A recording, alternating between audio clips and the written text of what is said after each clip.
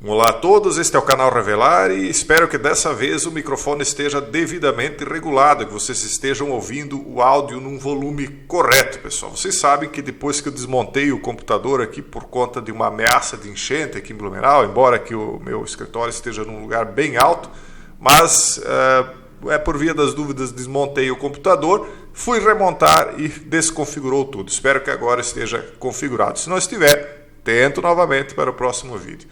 Mas vamos direto ao assunto aqui. Uma inteligência artificial ultrapassa pela primeira vez uma habilidade humana crucial. Que habilidade é essa? A de generalização compositiva. Mas que raio é isso, Joyce? Aprender o significado de uma palavra e depois aplicá-lo a outros conceitos linguísticos é uma capacidade comum ao ser humano.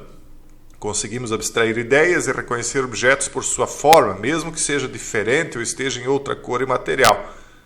Nós vemos, por exemplo, objetos em formatos de nuvens.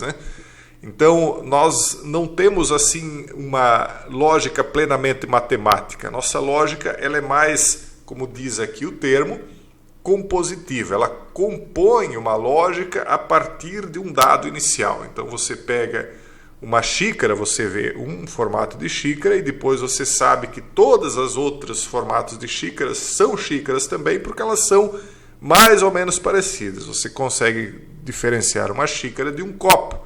A mesma coisa se aplica a palavras. Você sabe que aquela palavra que você está usando em uma determinada frase pode se aplicar a outra frase de uma maneira quase igual, mas às vezes apenas semelhante. Mas essa é uma capacidade humana que as máquinas até então não podiam alcançar, porque a máquina ela tinha que ser configurada para que ela entendesse que aquele formato determinado daquilo que ela estava filmando era uma xícara, e se a xícara fosse um pouco mais alta e estreita e a alça, ao invés de ser redonda, fosse quadrada, ela já não conseguia reconhecer, porque aí o programador tinha que ir lá e configurar todos os tipos de formatos de xícaras para que ela soubesse o que é uma xícara e o que não é, o que é um copo e o que não é, o que é uma taça, enfim, etc, etc, etc.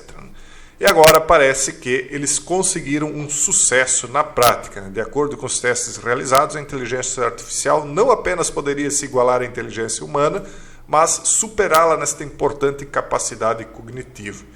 O processo foi feito por meio de prática e não aprendizado. O sistema recebe uma palavra, no caso, isso serve para objetos e palavras, como a gente falou, e é solicitado a aplicá-la em outro contexto. Por exemplo, a inteligência artificial recebe a palavra falar e pedem para que ela crie um contexto, como falar muito ou falar pouco, ou falar baixo, falar alto. Conforme a inteligência artificial avança, ela conseguiria desenvolver contextos para falar abobrinha ou falar besteira, tanto no sentido literal quanto no figurativo. Porque você não fala literalmente uma abobrinha, ela não sai uma abobrinha da sua boca. Então, o que é abobrinha? O que é falar abobrinha? É sair uma abóbora da boca da pessoa ou falar uma besteira? E aí, o que é uma besteira? É um besta? O que é uma pessoa besta? Então, é uma capacidade que nós temos de entender, de compreender que isso aí não trabalha de forma plenamente matemática, que a inteligência artificial está adquirindo. As pessoas costumam achar que tudo aquilo que nós vimos nas distopias dos filmes dos anos 80, principalmente aqueles filmes ao estilo Terminator, não vão se aplicar no mundo prático. Só que, pessoal, aquilo é uma programação preditiva. A inteligência artificial está, sim, superando a capacidade humana. Eu tenho mostrado aqui, dia a dia, exemplos e mais exemplos, e nunca são repetidos, ou quase nunca são repetidos. Todo dia tem uma coisa nova, algo diferente acontecendo. Por quê? Nós somos 8 bilhões, dizem, 8 bilhões de pessoas na Terra. Desses 8 bilhões, existem algumas centenas de milhares, se não milhões de programadores. Eu acredito que milhões. Então, cada um está criando uma coisa diferente. Isso vai se somando, pessoal. E no final, quando isso se soma num conjunto, vai superando a capacidade humana. Como, por exemplo, nesse caso. E nós trazemos mais exemplos. O Elon Musk, que é aquele que nós estamos sempre monitorando, apresentou um robô capaz de fazer download de personalidade e memórias de seu dono. Lembram quando eu falei aqui para vocês daquela série Hollow? É uma série de animação que mostra, eu falava, aquilo que vai acontecer. É um fato, é uma programação preditiva, pessoal. Ah, mas é ficção. Quantas ficções nós assistíamos quando éramos crianças, aqueles desenhos da Hanna-Barbera, do Hanna e do Barbera, né? Por exemplo, dos Jetsons, que mostravam vários equipamentos que para nós pareciam fantásticos demais, né? Aqueles desenhos que nós assistíamos nos anos 80, mas que lá nos Estados Unidos, se eu não me engano, eram dos anos 60 ou antes disso ainda, né? E coisas que eles previram lá atrás e estão acontecendo. Muitos ainda em fase de projeto, mas já estão sendo desenvolvidos. E agora, então isso aqui está na série Hollow. Os robôs que vão fazer download de personalidade e memórias do seu dono.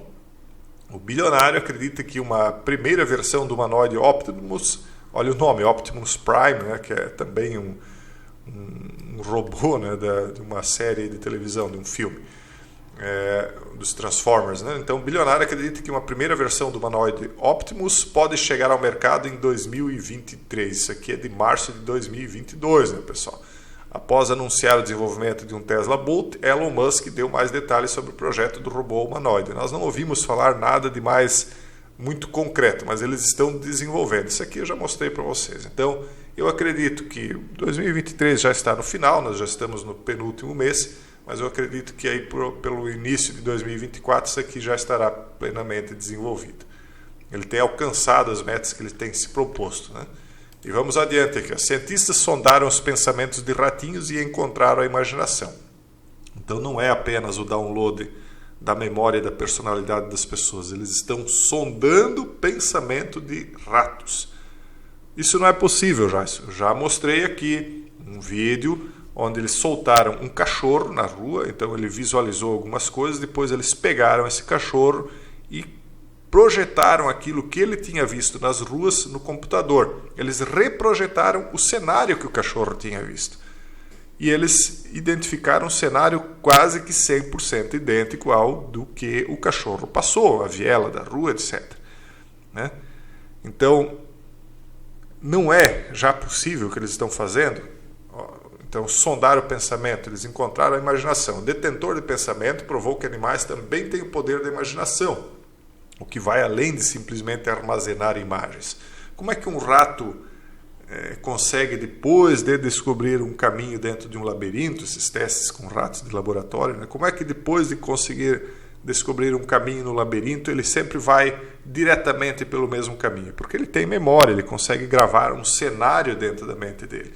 Se ele consegue gravar e se há robôs que conseguem baixar esse cenário, então eles conseguem reproduzir, só que eles foram além, eles não pegam apenas aquilo que foi gravado, eles conseguem pegar aquilo que o rato está imaginando. Como é que você vai dizer, o rato não tem imaginação? Claro que tem. O rato ele é especialista em fugir de armadilhas, né? Então ele consegue imaginar cenários, hipóteses e vai lá e testa essas hipóteses para tentar fugir de uma armadilha. Nem sempre dá certo, às vezes ele é apanhado, eles não são os animais mais inteligentes do mundo, mas são imaginativos sim. Então a capacidade de se transportar para outros locais ou momentos com o pensamento era até agora uma capacidade que se acreditava estar reservada aos humanos. Eu nunca pensei isso. Todo animal tem que ter imaginação, porque senão, como é que ele vai testar habilidades ou coisas diferentes na natureza ou no ambiente urbano que seja? Mas enfim, agora um grupo de investigadores detectou que os ratos também têm imaginação. Então, eles detectaram isso. Só para vocês verem como anda, né, a capacidade científica. Ao mesmo tempo, traz uma curiosidade para nós.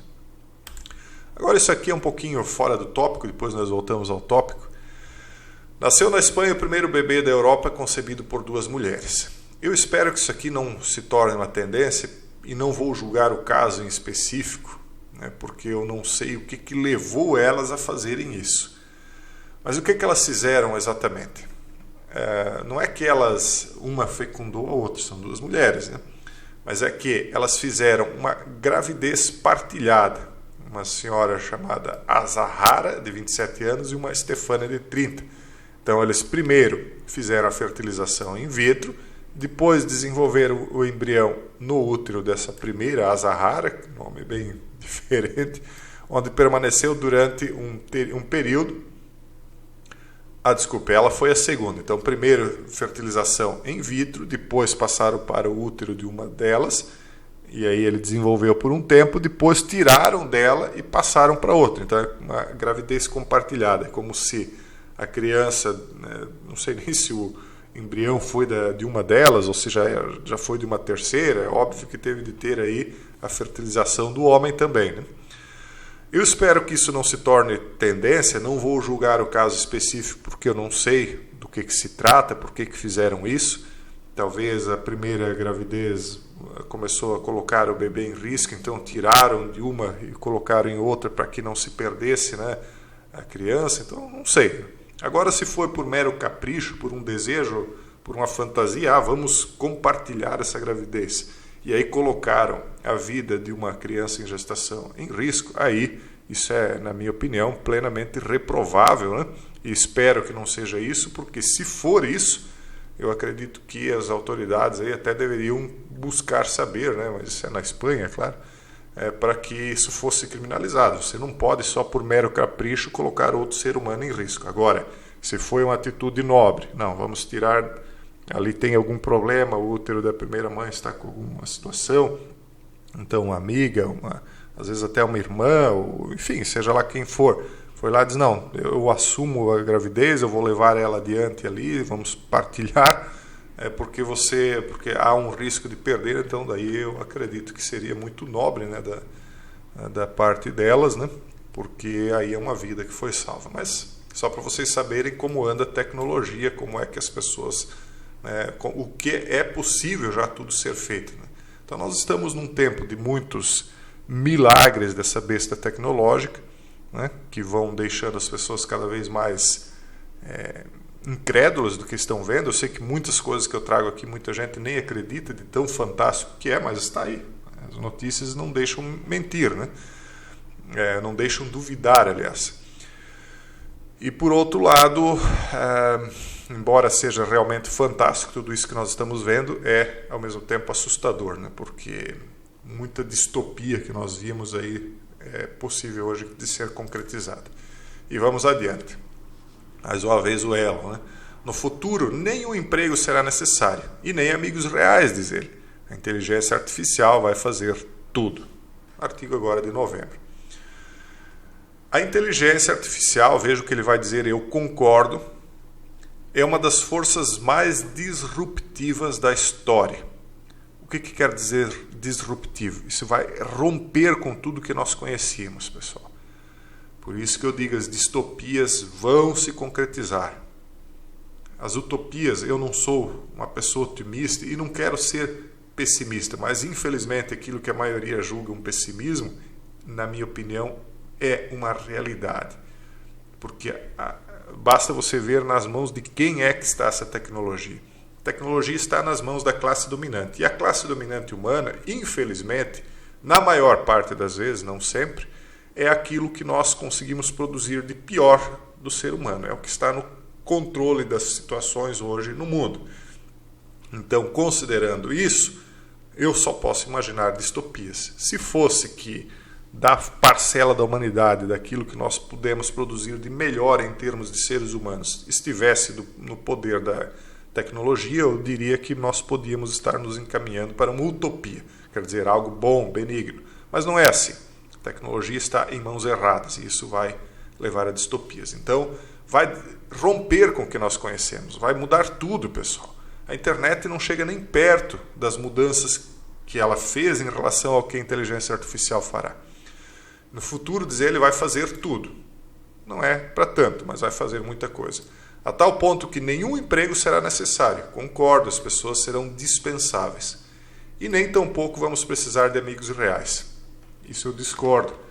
O que ele quer dizer é que as pessoas vão ter na inteligência artificial algo tão real que, se elas quiserem, elas vão poder conviver com essa besta tecnológica como se fosse um seu igual, quando não é, né? Mas vai poder possibilitar isso. Então as pessoas vão, os MGTOW da vida, vão poder ter aquelas tão sonhadas mulheres perfeitas, as bonecas, né? Feitas de silicone, silício, borracha, enfim, e que vai simplesmente obedecer à programação deles até um certo ponto, porque eu digo que uma hora a inteligência artificial se volta contra as pessoas, mas enfim, até como parceiros para relações íntimas, homens e mulheres poderão utilizar as inteligências artificiais com essas bonecas realistas que eles têm hoje em dia.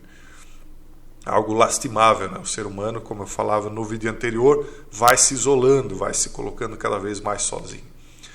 Essas previsões são de Elon Musk, que foram partilhadas durante a participação numa conferência tecnológica em Londres, no Reino Unido, ao lado do primeiro-ministro britânico Rishi Sunak. Musk conversou com Sunak sobre os perigos e as oportunidades que a inteligência artificial oferece e está certo de que essa é uma das forças mais disruptivas da história.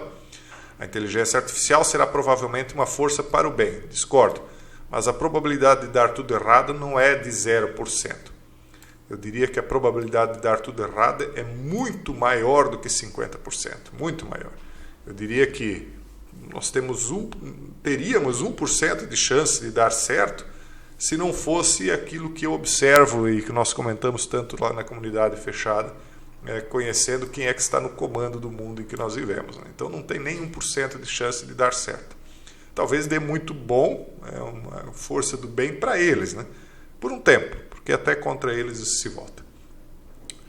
O empreendedor partilhou várias previsões quanto ao futuro, revelando que tem uma crença bastante utópica quanto a isso. Então ele acredita em utopia, um mundo maravilhoso. Musk acredita que a inteligência artificial vai criar uma era de abundância. Concordo, isso é verdade. A inteligência artificial vai poder tornar tudo mais produtivo, mais eficiente. Em algum momento pode sobrar alimento, etc. Mas só que isso vai criar uma superdependência muito maior do que o ser humano já tem hoje das máquinas. Sem faltar bens e serviços e onde nenhum emprego será necessário, com as pessoas a terem um rendimento universal elevado, a renda básica universal. Isso não vai funcionar, pessoal, infelizmente não. Mas enfim, esse é o projeto deles, eles estão acreditando nisso. Como seria bom se eles fossem boas pessoas, né? Então tudo isso poderia ser aplicável. E aí, né, obviamente, as profecias, os profetas estariam errados, mas eles são exatamente aquilo que o profeta ou os profetas adiantaram como... não vou nem categorizar aqui para não ter problema. Vamos adiante. IBM apresenta processador analógico para inteligência artificial. O que é isso? É mais tecnologia, mais velocidade, mais capacidade. A IBM apresentou seu novo chip neuromórfico que realiza cálculos analógicos para emular o quê? Redes neurais cerebrais. Então é a cópia do cérebro humano. Por que eles estão fazendo isso? Porque eles ainda não conseguiram conectar plenamente o cérebro humano com as máquinas. O Neuralink não funciona direito, nenhuma dessas interfaces cérebro-máquina está funcionando plenamente. Então eles têm de copiar, estão cada vez mais competentes em copiar as redes neurais cerebrais, porque a maior máquina computacional do mundo é o nosso cérebro, né, que o Criador fez. Agora, a hora que eles conseguirem conectar o cérebro e a máquina, aí vai ser dispensável essa cópia das redes neurais cerebrais. Aí eles vão utilizar o original, então vão conectar o ferro com o barro. Né? E aí então é que vem o grande desastre. Né? Vamos adiante. China cria chip ultraveloz baseado em luz para realizar tarefas de inteligência artificial. Então veja, velocidade e inteligência artificial juntas. Né? Eu já falei para vocês do computador de 1225 qubits que vai entrar em operação segundo a promessa da empresa ano que vem. Com 1000 qubits, a previsão dos especialistas era que a singularidade seria atingida, ou seja, o momento em que a inteligência artificial ultrapassa a capacidade humana.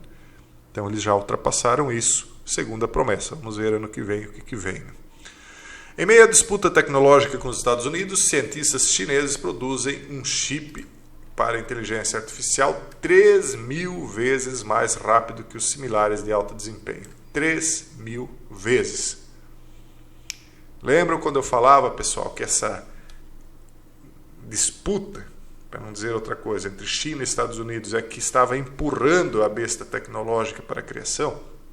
Porque aquele que, segundo o entendimento deles, alcançar a inteligência artificial primeiro, vai dominar o mundo. Essa é a fé de quem corre essa corrida da inteligência artificial. Não são só os dois que estão correndo. Tem Israel, tem Alemanha, tem vários países europeus, Estados Unidos, China, Japão, tem outros países nessa corrida, mas os dois principais são China e Estados Unidos, sim. A Rússia também está na corrida. Então, nessa corrida, eles vão, buscando anular o adversário, criar um inimigo para toda a humanidade. Algo que vai se voltar contra os dois e todos nós juntos, né? Então, em breve, esse dispositivo 3.000 vezes mais rápido do que já tinha sido criado até agora, veja aqui, ó, essa matéria aqui é de agora, de novembro, em breve será usado em dispositivos vestíveis, carros elétricos ou fábricas inteligentes. Velocidade baseada em luz, né? Então, por quê? Para aumentar a velocidade, né? Que pode realizar tarefas selecionadas no momento, como reconhecimento de imagem, mas pode operar muito mais rapidamente do que os produtos atuais do mercado, etc, etc. Para finalizar, pessoal, aqui uma curiosidade. Veja só. Isso é só para quem está quase dentro do core, quase dentro do núcleo daquilo que a gente fala. Tem coisas mais profundas ainda para falar, mas isso aqui é uma das coisas que poucos vão entender. E agradeço, inclusive, todos que me mandaram essas matérias e, inclusive, talvez especialmente, para quem me mandou essa aqui, ó. Com mais de 1,5 milhões de seguidores no TikTok, Chris Grant usou um vídeo e animação para falar sobre esquizofrenia. O animador e artista Chris Grant, da não sei das quantas, falou sobre sua jornada com a esquizofrenia e como isso inspira sua criatividade. E aí você vai me perguntar, e daí? Quem está comigo mais avançado na comunidade sabe o porquê do motivo de eu trazer isso aqui. Então ele traz isso aqui, ó. Curiosamente, né? Esse aqui é o rapaz. Curiosamente, ele pinta essa arte aqui, ele descreve essa arte como o mundo que ele enxerga durante os problemas esquizofrênicos dele. Então nós vemos aqui os palhaços, né, que eu explico lá na comunidade o que são, qual o simbolismo, né, por trás disso. Não é o simbolismo que Freud traz, não é o simbolismo que Jung traz. Isso aqui é um simbolismo muito mais, desculpe, não vou ser falso modesto, mas muito mais profundo do que eles falaram. Então esse mundo em que ele acessa, né, nos problemas de esquizofrenia dele, contém isso aqui, ó. Veja só, o gato como uma porta ele desenha. Por que ele desenha o gato como uma porta? Quem sabe daquilo que a gente falou dos parasitas, dos gatos, do acesso ao mundo surreal, entende por que o gato aqui foi simbolicamente desenhado por ele como uma porta. E aí toda a série de Nephilims, os palhaços, né, esse mundo psicodélico de palhaços, que ele não coloriu. Veja só, isso aqui que ele vê. Ele diz, ó, isso que eu vejo quando eu estou esquizofrênico. Então ele vê esse tipo de coisa aqui. Mas por que isso aqui, ó, o xadrez preto e branco, né? Por que ele vê isso aqui? E por que não foi colorido? Isso é uma pergunta que eu ainda não tenho a resposta. Eu tenho certeza que muitos de vocês vão estudar por que ele não coloriu isso aqui e vão me trazer aí um vídeo. Eu agradeço se fizerem, porque eu não tenho tempo de buscar tantas informações assim, mas, a grosso modo, quem está na comunidade sabe qual é o mundo que ele está acessando quando ele está esquizofrênico e por que o gato é a porta, visto como a porta para esse mundo aqui, tá bom? A boca do gato aqui com a porta. Pessoal, espero que vocês tenham compreendido o que eu quis dizer aqui. Quem não compreendeu é porque, infelizmente, nem tudo pode se dizer. Aqui está mais realista com o que de fato ele está vendo. Esse mundo surrealista aqui. É isso aí. Esse é o vídeo de hoje. Um forte abraço a todos e até o próximo vídeo, se Deus quiser.